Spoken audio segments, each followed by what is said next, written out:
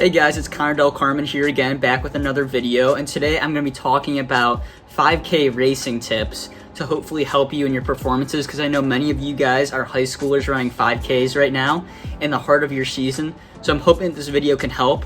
And just to start off, this video is going to focus more from the 5K in the sense of how you're actually going to want to race it tactically, and not so much training tips. If you want training tips though, we can make a separate video for that, so please let me know if that's the case in the comments. And just a quick disclaimer, I'm not a coach, I'm just an athlete. My 5K personal best in high school is a 15:50. So take what you want from that. That might be fast to you guys, and then some of you might be a lot faster than me, I don't know.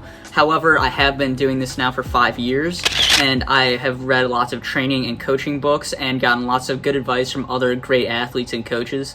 So I do believe that my advice does hold some merit, since it draws a lot upon from those folks. But without further ado, here we go into the video. So to start off, if you want to take anything away from this video, none of my tips, this is what you need to know. Don't change anything big on race day, even if it is unhealthy per se, because your body's used to routine, and routine is what it needs the night before a big race for optimal performance. So make sure that you don't do any drastic changes the night before. If you're going to change something, you want to experiment with it in training first to see how that's going to go. But to go now into more of the tip side of things, as far as sleep goes, sleep is the most essential thing you could ever have as a runner. So 2 days out is generally the rule as far as sleep goes. So you want to get your best sleep 2 nights before a race. While the night before a race is important, you're going to really more be feeling the effect of 2 nights out than you will the night before.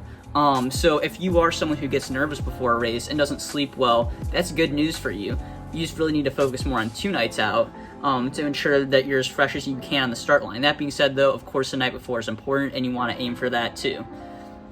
Next, moving on, nutrition and hydration. So as far as nutrition goes, there's kind of the old myth of carb loading. And as far as for a 5K would go, that you don't need to carb load. You want to eat a meal that's balanced in carbs and protein, and vegetables and all your micros and macros enough to where you're nourished and balanced going into the race with your pre-race dinner and breakfast. However, carb loading is more reserved for events where you're racing for over an hour, hour 20 or so, is what the science is kind of showing. And as far as hydration goes, I'll put a chart up on the screen now. You want your urine to be clear to lemonade colored to ensure you're hydrated, because if you're not hydrated, obviously you won't be able to perform at optimum levels. And usually what I like to do personally is balancing that out with some type of electrolyte drink, whether that be noon tablets and water is one thing that I like, or whether that be a little bit of Gatorade as well. If it's really hot, I reserve it for that time as well.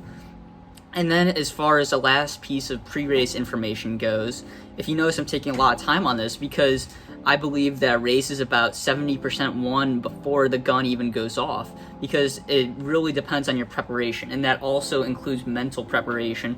So one of the things that I like to do is mental visualizations of the racing that you believe is going to happen. So I walk myself through multiple scenarios, I lay down and I consciously make effort to visualize how the race is going to go, the sounds, how the other people around me are going to race. So that way I feel, once I've got actually physically onto the line, like as if I've already raced it. And you vary your length of time for how long you do these visualizations and the amount of times you do the same visualization, depending on how big of a race it is. So if it's a state race, I'm visualizing probably even since the summer, honestly, and again, multiple scenarios. What happens if you fall? What happens if you start to get a side stitch? All things that you need to think about in case things don't go perfect, and you know already how to be mentally tough. And going along with that visualization, to the best of your ability, know the course and the weather. It will only make it more real. And that will also go further into strategy, as I'll discuss later in the video. But understand that you need to be willing to adapt on race day. Suppose the wind picks up. You need to be able to relax and not freak out because like things didn't go to plan how you thought they would.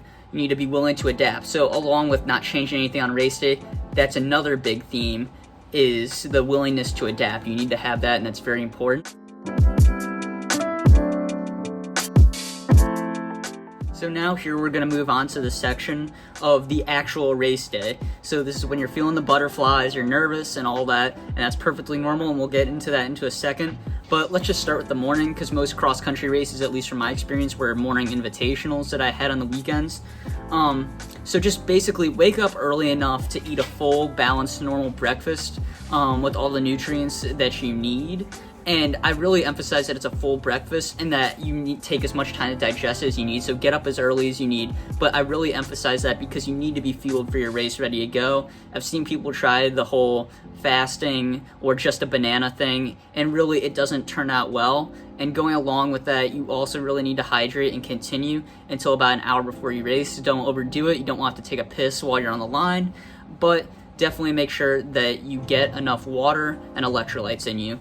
And then going forward, once you actually get to the course and everything, scout it out, make sure there's nothing that you didn't expect on the course, and then just go into your normal warm-up routine, whatever that is. And again, we don't want to change anything too radically on race day. Your body's going to be comfortable with familiarity. And on race day, one of the things that I've always heard from professional athletes and good coaches is just to be yourself. Don't try and change things.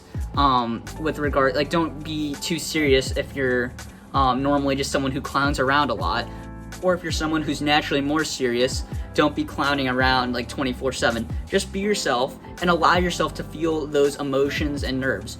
Don't let it control you. It's completely normal to feel all those emotions and nerves, but you just have to channel it towards the race. It's normal to have those, and good actually, because you get more adrenaline and endorphins and all the good stuff that's actually going to allow you to do things that you can't do just in a practice.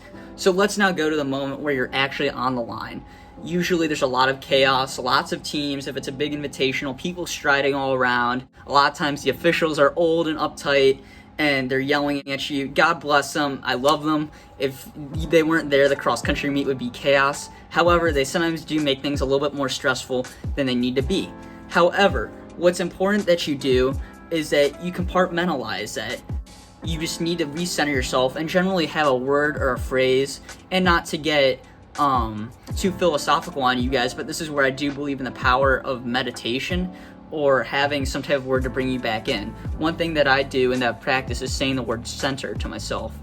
This is where I center myself and I'm able to just focus on myself and everything and clear my head. And so one example of this that I've actually seen from a movie that's good, I'll link it below in the description, is it's a baseball movie called For Love of the Game, and it's basically about a pitcher and his ability to tune things out completely to where all he can focus on is just a tunnel vision. Everything goes quiet and blurs out just to the task at hand, pitching to the batter. And in this case for you, that's kind of what you need to do. I talked about kind of being relaxed on race day, but I'll tell you, for those 15 to 20 minutes once I get to the line, and the gun is actually about to go off at that moment, that's when I'm completely focused. I only hear about 3 to 4 voices. It's my parents and my coaches are the only ones who can penetrate that bubble. But other than that, everything else is focused completely on the race. And one thing that feels important to note about that last part, about being able to tune everything out, is that does take practice. I was talking about the meditation thing. I don't know how all of you feel on that. Some of you may feel it's a waste of time. I will tell you though, the ability to tune out voices and focus on the task at hand is something that can only be done when you've practiced it again and again, and that includes outside competition and occasionally sometimes before practices maybe. Alright guys, so that's part 1 of the 5K racing cross-country tips video in the books. Part 2 obviously going to focus more on the actual race, whereas this was more pre-race stuff. Part 2 should be coming out in a couple days. However, the release of this next video can be accelerated depending on your demand for it. So if there's lots of likes, an increase in subscribers, views, etc., part 2 may come out a little bit quicker than I plan on having it out this weekend, but we'll see.